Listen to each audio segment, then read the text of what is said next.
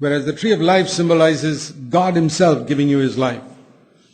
Now another way to look at it is when Adam reached out for the knowledge of good and evil, why was it so bad that God said you will die as soon as you eat it?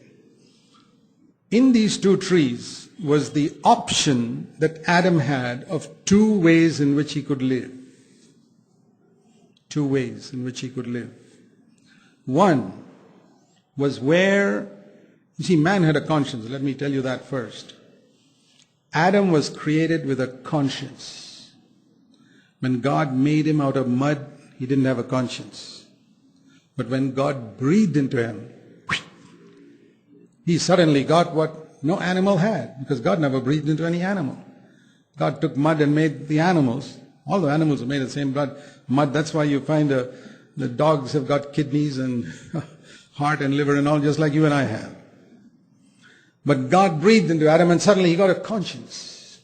A conscience that made him sensitive and aware of God. Now, in order to educate this conscience so that you don't do what is wrong, conscience tells you don't do what's wrong, he wanted to have this knowledge from this tree within himself. That I have got this knowledge now, I can decide what is good and what is evil. I don't need anybody to tell me. Have you met good people like that? Who don't harm anybody? And who don't cheat, don't tell lies, don't commit adultery, don't murder? And you say, well, why doesn't God take them to heaven? I'll tell you why. Because the knowledge of good and evil brings death. The point is not whether you're good or evil. Adam didn't get kicked out of Eden because he murdered Eve or spat on Eve's face or told a lie or nothing. It was just that he decided, I want to decide myself now what is good and evil. I don't want God to tell me that. Yeah, let him be in heaven and I'll acknowledge him as God, but when it comes to good and evil, I decide myself. That is the root of sin. The other tree was where God says, no. You be dependent on me and receive me as your life, and I will tell you in every situation what is good and evil. These are two ways in which you can live. One is where you use your mind and say, yeah, I think that's okay. Use your reason. The other is you listen to the voice of the Holy Spirit. And that tells you. The two principles by which you can live your life. And the difference between them is hell and heaven. And that's why you have heard me say many, many times, dear brothers and sisters, if there's one habit you must develop from early in your Christian life, is the habit of listening to God. It says in Luke chapter 10 and verse 42, let me give you an example of the tree of knowledge of good and evil and the tree of life. Here was Mary and Martha working living in a house, and Jesus came to visit that house, Luke 10:38. And Martha welcomed Jesus into the house.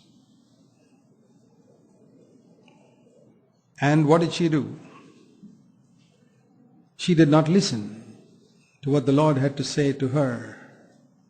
She lived by the tree of knowledge of good and evil, which told her, I know what to do. I'll just go to the kitchen and get some food. Was that evil?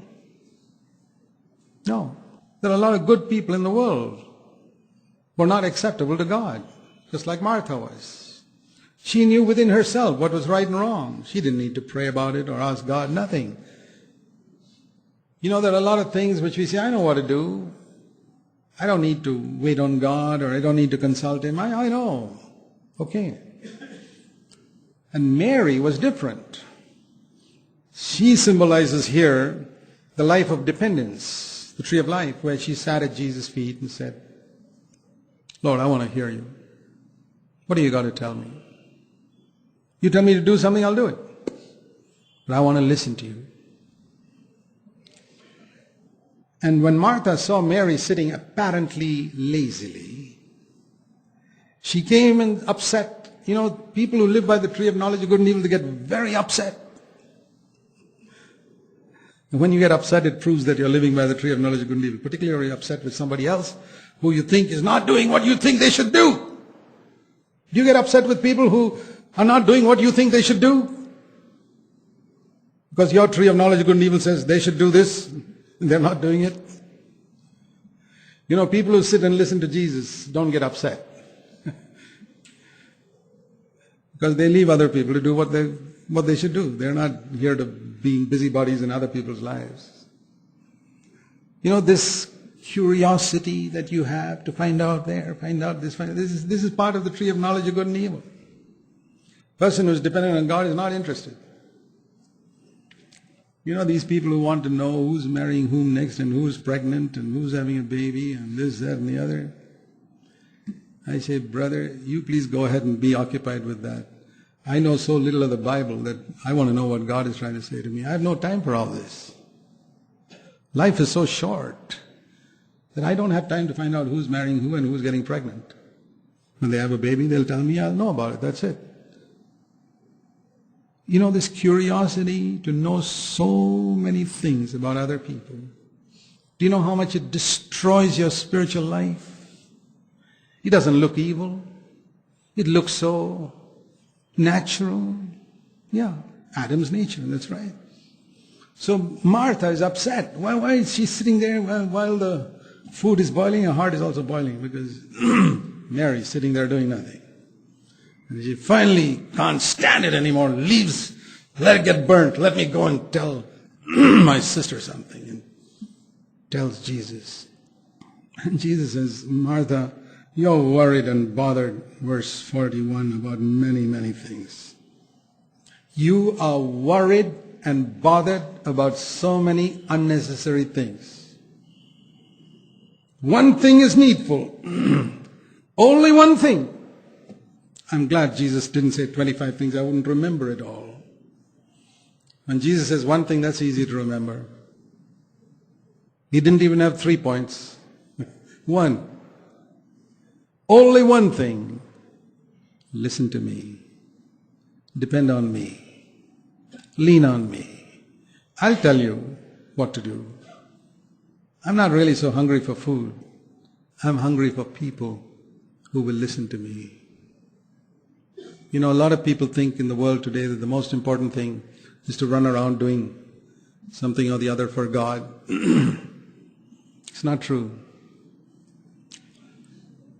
You may think that I'm traveling a lot here and there and going and doing so many things. It's not true, really.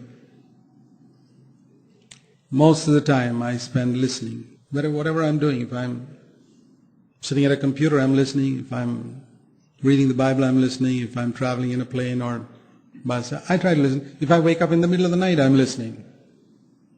I never want to give up that habit. Somebody invites me somewhere and I listen. Not to them, but to God. Lord, you want me to go? I have no choice. You tell me to go, I go. If you tell me not,